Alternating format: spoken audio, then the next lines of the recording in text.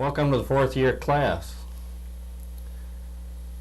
This is going to be a particularly interesting class. Now all of the basics that you've studied previously are going to have to come together. We've used a lot of the basics throughout the previous years, and fourth year is no different. In this year we will study trigonometry as it applies to us. I think you'll find that it won't be that difficult, and it's very practical. We've studied the right triangle. We started out in the second year studying the right triangle. We used the graphic method of solving a right triangle. We used the mathematical method of solving a right triangle. This took on the form of the Pythagorean theorem. Now we're going to use trigonometry to solve the right triangle. In solving the right triangle through trig, you'll see where we're still going to have three variables. We're going to use algebra as we know it. However, at this time, we're going to only use, in trig now, we're only going to use two variable sides and then the angle. And that'll be one of the first subjects we'll cover in this class. Also, we're going to study transformers. You made transformer connections in the third year. At this time, we will drop down to a single page spread for our transformer connections. We'll still use the vector diagramming. However, at this time, we will only vector diagram the two sides, the high side and the low side. We won't bother to diagram the high side system, nor will we diagram to a scale. The diagram can take on a much smaller form. All the procedures, however, for the connections will be the same. We will also, in our transformer connections, from our high side capacity rating and the coil voltage of the transformer, we will calculate out our coil current, our line current, and our fuse size. Transformer connections covered will include auto transformers. We'll get into what we call extraordinary transformer connections. Those connections that are used rarely, however, because we understand the vector diagramming and the chance that you may need some of these connections, we'll cover them in some detail. Tap connections, tap calculations, and so on, we will also study at this time. We will deal with ferroresonance as it applies to our transformers. We will study impedance, which you'll remember is total opposition to current flow in an alternating current circuit. You'll remember we used the right triangle there in solving those particular circuits. We will study power factor. There again, we will also use right triangles. We will work with power calculations, capacitor banks, and that sort of thing. Also the fusing for those particular transformer or capacitor banks. We'll get into electrolysis.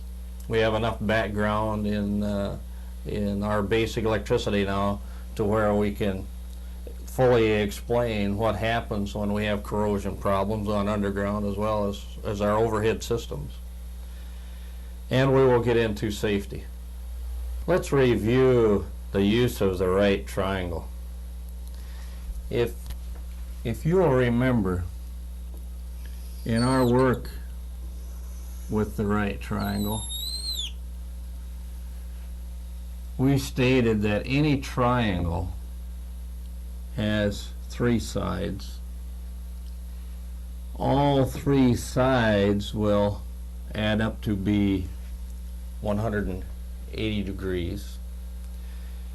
If we have a right triangle, that means that one of those angles is equivalent to 90 degrees. The other two would have to add up to be another 90 degrees. If I had 30 degrees here, I would know that this would have to be 60 and so on.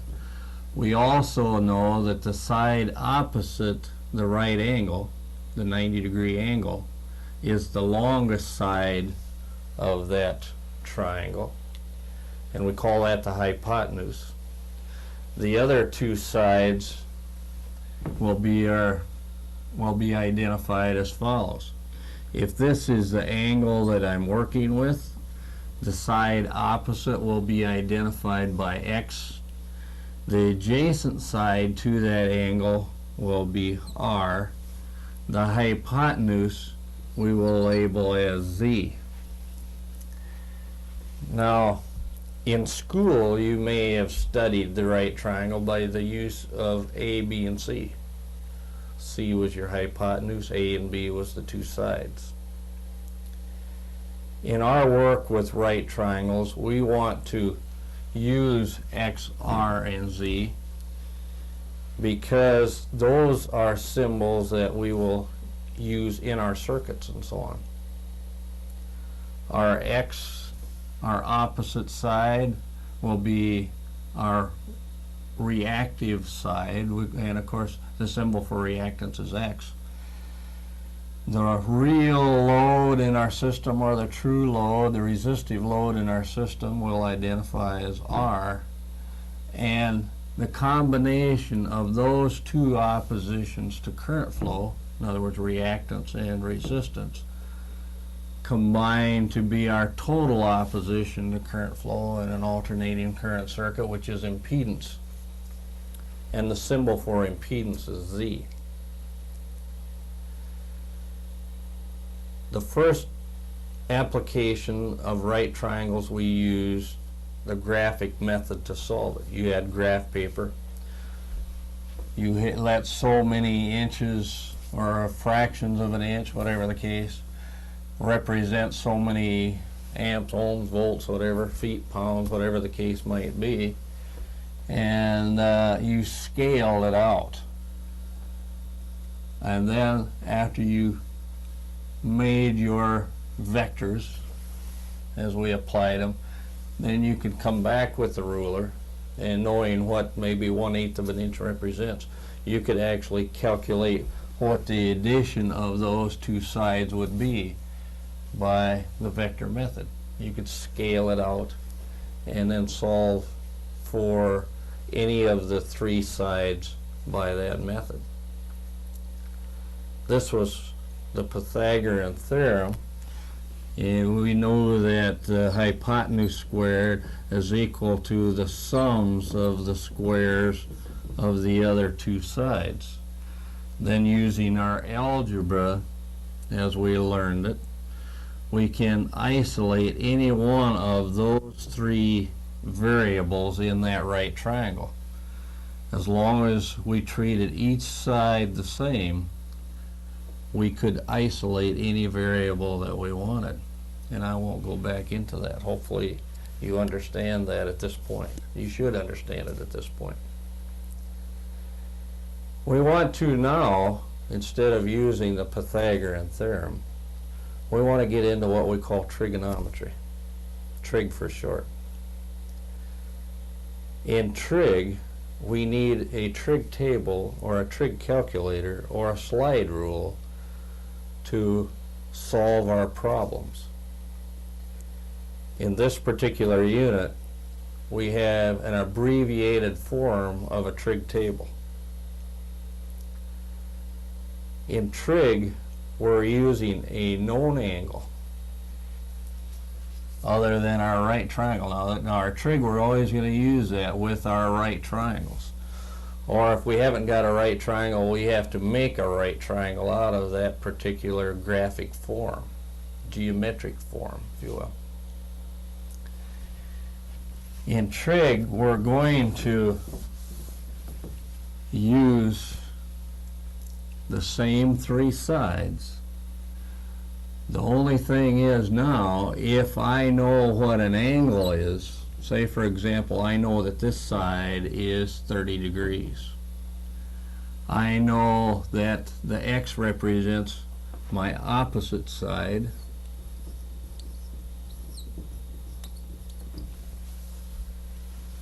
I'm out of the picture, so I'll bring it back in.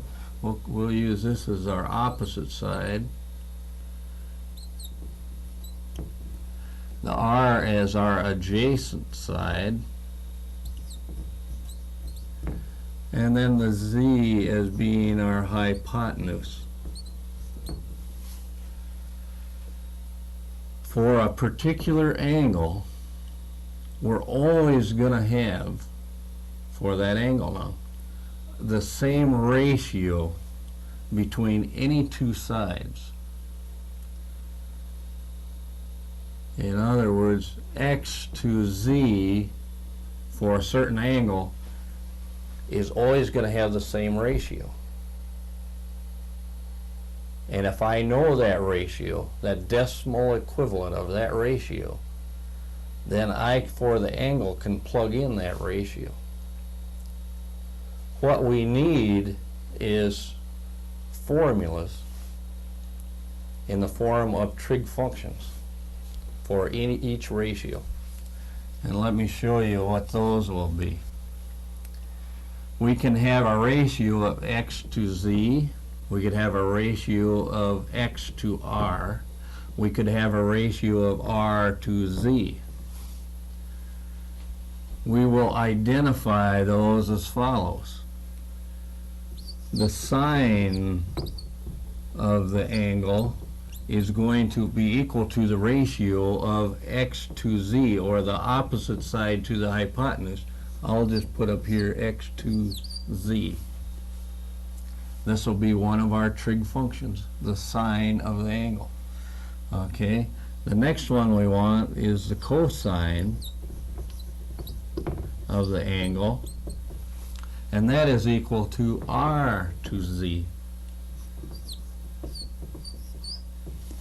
We have one other one, x to r, and that will be called the tangent of the angle, and that is equal to x to r. Those are all trig functions. They are given ratios. If I hear the trig function sine, I'll always know that I'm referring to x to z.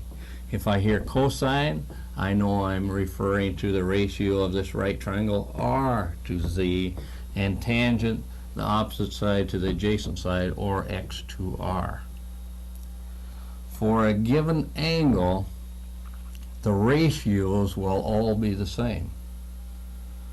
Let's take an example. If you look up in your trig table, if you look up the sine of 30 degrees, you'll see that the ratio is always 0.5. Now I'm picking that because that's the easiest one. You're going to always know that the opposite side is half the hypotenuse for 30 degrees. So that if I know what the ratio is, I can plug in that particular ratio on this side of my equation, and then only know one of those sides, and then use the algebra as you learned it in the first year, and then solve for the unknown. Let me give you an example. Let's say that I know that this side, x, represents 10 feet. And I want to know, I know what this angle is, and I want to know what the hypotenuse is, how many feet that represents. And remember, we always have to be working with 90 degrees. If it wasn't for this representing 90-degree angle, we wouldn't be able to use trig as we're studying it. Now, if I put down my formula that I'm going to use, I know to find that formula that I'm working with x, I know that I'm working with an angle, and I know that I'm working with z. All you have to do is come over here in one of those three formulas and figure out which variable you would use. Now you can see that I've got an angle, x and z, so we will use the sine function. So let's get rid of the other two functions, trig functions, and let's solve for z. We said that we had the sine of 30 degrees and that it was equal to 10 over z. Go to your trig table, and if you have a trig calculator and know how to use it, if you have a calculator that has what we call scientific functions on it, it'll have sine, cosine, tangent. You can also use that to solve your problem. Okay, if I go to my trig table and look up the sine of 30 degrees, you'll see that the ratio is 0.5. So I plug 0.5 in for that side of my equation and then pull down what I know to be true. Now what we've got here is 0.5 then equal to 10 over z. Now if you remember in our algebra, whatever we do to one side we do to the other. If I multiply z on both sides of this to get rid of my fraction, you'll see then that I would have 0.5 z is equal to 10 over z times z.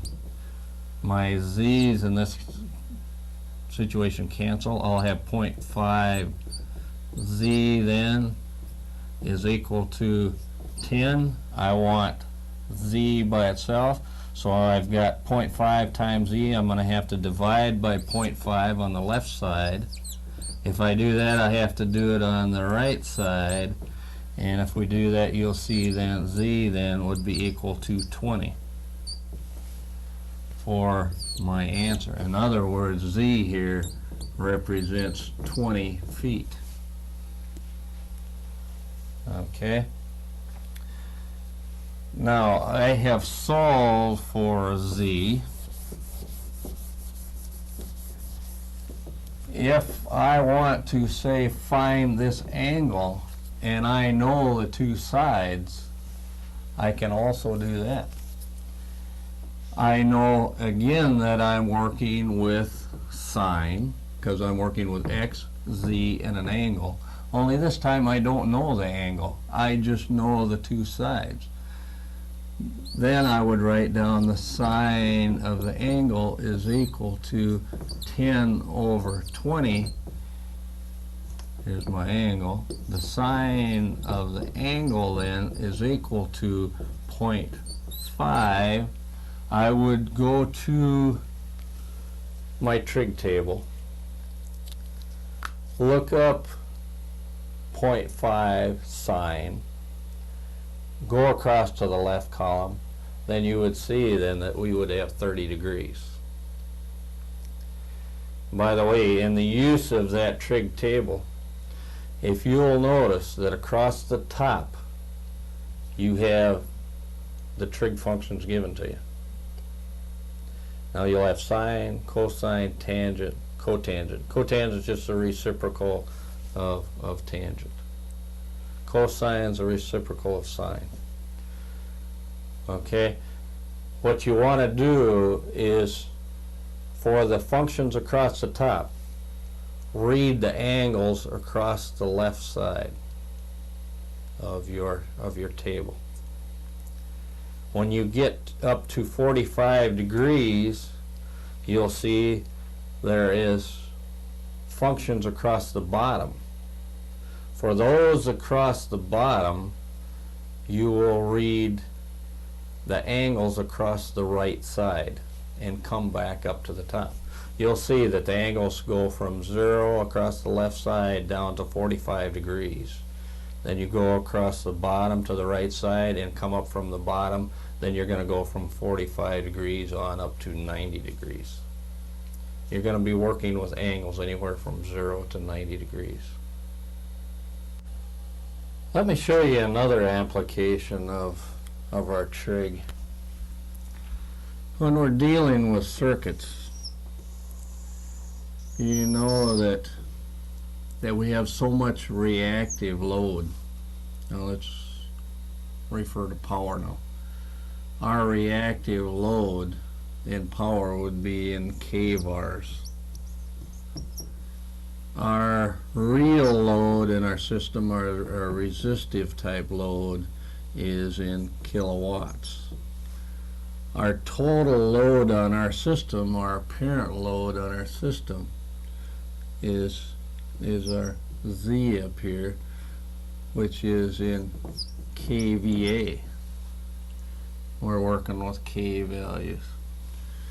So we have our reactive load in kVARs, our real or our true load in kilowatts. The total of those two loads on our system represent the kVA. And we're going to get into power in just a little bit. Power factor correction, and so on. If I want to calculate out power factor, you'll see where we take the relationship of our real to our total load, or our true to our total load, or our apparent load. In other words, our power factor is equal to our kW divided by our kVA. Now, the reason I bring this up at this time is that we're working with angles here.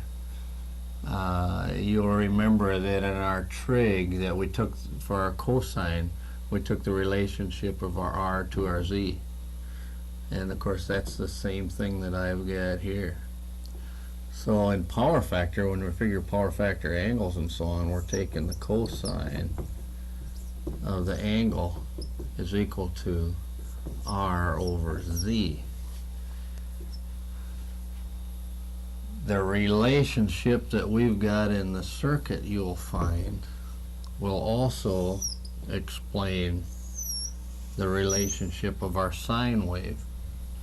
If I have my applied voltage represented by this sine wave, and my current lags in my circuit by let's say 30 degrees, I could draw my sine wave for my current at a 30-degree lag, if indeed that I did have a lagging circuit. In other words, if my circuit was predominantly inductive, we know inductor causes current to lag, then I would have lagging VARs in this case.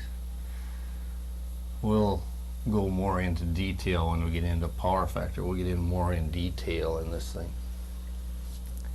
Another application for trig would be if we wanted to find say the height of a building or whatever.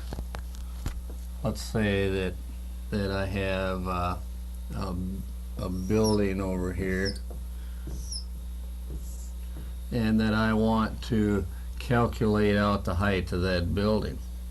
Let's say that I set a transit up here, and with that transit I shoot for the top of that building. And then over here I'm going to shoot for a level point on the building here. Now, let's say my transit's 5 feet off the ground. In other words, I know at this point I'm 5 feet off the ground. Let's say that with my transit I calculate out what my angle is, and I'll just throw out a fictitious, say 25 degrees, and that I know that I'm away from that building. In other words, my R down here, let's say that I know that I'm say 50, oh boy, we're gonna have a tremendous building if we get too far away here. Let's say that I'm 35 feet away from that building. Now I could calculate out this value of X over here by the use of trig. In other words, my transit gave me the angle. My distance from the building, of course, I could measure off. What I could do, I'm working with R, or X, I'm working with R, I'm working with an angle, and if you go to your trig functions, you'd see that would be the tangent then of the angle is equal to X over R. There's a lot of application you might find to this. In other words, you could maybe calculate the distance across a lake, or you could distance across a river without laying your tape through the river. With a transit and a range pole, you could calculate out what distance it would be across there. A lot of use for a trig. Calculating out anything to do, anything that you work with that has a right angle, you can use trig. And it's very easy, very simple to use. Just know your algebra, have a trig table or trig calculator, and you can use it.